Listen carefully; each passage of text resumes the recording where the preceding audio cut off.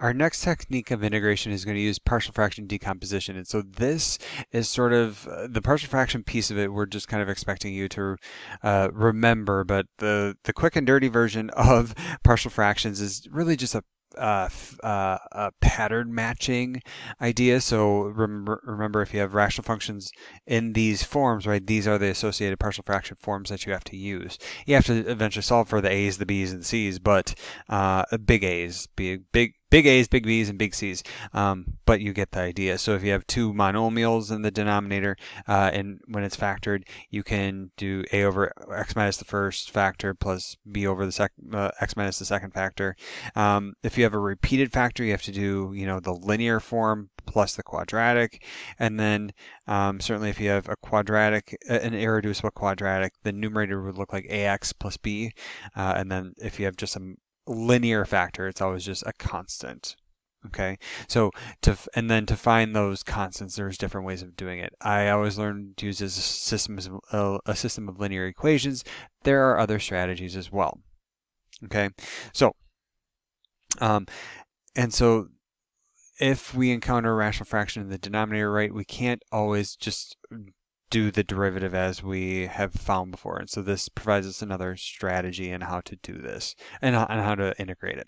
Okay, so if we give something like this to you, right, then you might try partial fractions as like 5x plus 1 over 2x plus 1, x minus 1, and say that the partial fractions that it splits into would be a over 2x plus 1, and then plus b over x minus 1. And so then when I learned this, I said, okay, well, multiply by the common denominator to everything. So you end up with the equation that's 5x plus 1 is equal to a times 2x plus 1. Sorry, my bad. That should be x minus 1. And then b times 2x plus 1. And then what we did is expanded it. So 5x plus 1 is equal to ax minus a plus 2bx plus b. And then what we did is we looked at all the linear factors. So that would be one equation, and then we had another equation that was just the constants. And so with the constant equation, we'd have, 1 is equal to negative a plus b. And then from there, we might be able to say, b is equal to, so move the a over 1 plus a. And then in our other equation, we'd have, 5 is equal to a plus 2b. And so then 5 is equal to a plus 2 times 1 plus a. And solve this. So 5 is equal to, what do we have? 3a plus 2. Subtract, so we get a is equal to 1. And then consequently, that means that b is equal to 2. Okay? And that allowed us to go forward with the integration and say, okay, this thing is actually equal to the integral of a, which was 1. So we'd have 1 over 2x plus 1. And then b is 2 over x minus 1 dx. And then we can integrate each of these separately now that we have separate factors. So integral dx over 2x minus, or plus 1, and then plus integral 2 dx over x minus 1. Each of these is a natural log. First one you might need to do a u sub, but at the end of the day you'd get 1/2 natural log absolute value 2x plus 1, and then plus 2 natural log absolute value x minus 1, all plus c. So again, the integrals come quickly after u substitution if you wanted to do it out formally after you get the partial fractions figured out. Now, I did linear equations. In this next example, I'm going to show you that there's maybe a faster way to do it, but that is completely up to you. Okay? So, here, denominator, we'd have to figure out how this factors. So pull out an x, we'd have x squared minus 1, and then we get x minus 1, x plus 1, right? So then what we have to do is kind of sidestep over here, x squared plus 2x minus 1 over x cubed minus x. Separate that into a over x plus b over x minus 1 plus c over x minus 2 plus 1. My bad. Try that again. Plus 1.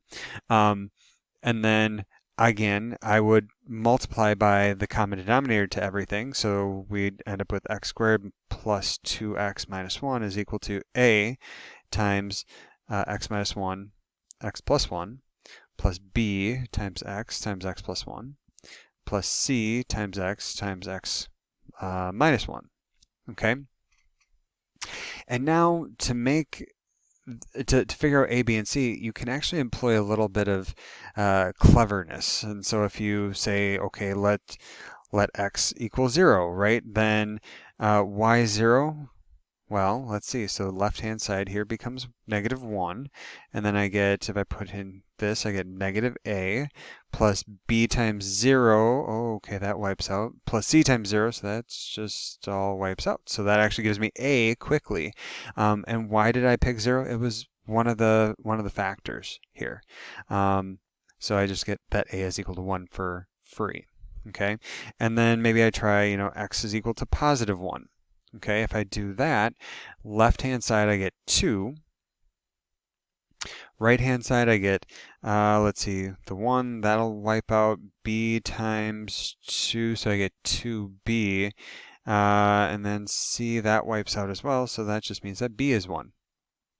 Okay, and then for the last piece, if you do x is equal to minus 1, okay, dot, dot, dot, I'll let you check. This gives you that c is equal to minus 1.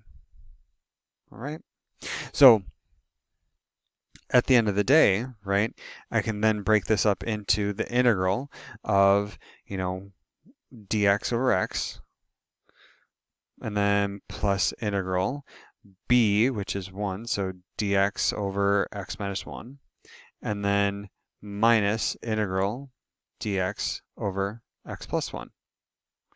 And then with this, I get my answer of natural log absolute value of x plus natural log absolute value of x minus 1 minus natural log absolute value of x plus 1 all plus c. Okay? And that would be my final answer. Again, I maybe didn't show the u-subs, but you get the idea. Okay? Our last example of this video is going to be a little bit more complex. Okay? Certainly we have a definite integral, so it's a little different, but if you take a look at this thing, right, this is actually a cubic divided by a quadratic. So how do we handle that? Well, do we remember long division? Insert groan here. Yeah, we probably do. So we would need to do long division, polynomial long division. So x cubed minus 0x squared minus 4x minus 10, and then divide all that by x squared minus x minus 6. You can't do synthetic division because you don't have a linear expression that you're dividing by. If you do this, right, and I'll leave it to you to confirm, you should get x plus 1 with a remainder of 3x minus 4. Okay, so what that means is that we can break this into integral 0 to 1 of x plus 1 dx, and then plus integral 0 to 1 of 3x minus 4 over x squared minus x minus 6, okay, dx. And then first one you can do just fine. The second one, you have x minus 3 times x plus 2 in the denominator. That means you're going to need to do partial fractions, okay? If you do that, so I'm going to do like dot, dot, dot, what you end up getting, so let's see this piece, I'll just leave it 0 to 1, x plus 1 dx, and then plus integral 0 to 1, and then this would split into 1 over x minus 3 plus 2 over x plus 2 dx. I'll leave it for you to confirm. Okay? And then your final answer here after you do all the evaluation, again, I'll leave it for you to check on your own. I got 3/2 plus natural log of 3 minus natural log of 2. Okay? Nothing terribly different about that. It's just, you know, kind of going through and doing the calculations. Okay, but big idea with this last one, check the degrees of the numerator and denominator. And remember that if your numerator is the same degree technically or larger, you need to do polynomial long division before you can do partial fraction decomposition. All right, so this video we kind of did a quick and dirty reminder of what partial fractions look like and how to do them, and then saw some examples with how to use that in integration. So that completes this video series, and then we'll get some more practice in class coming up.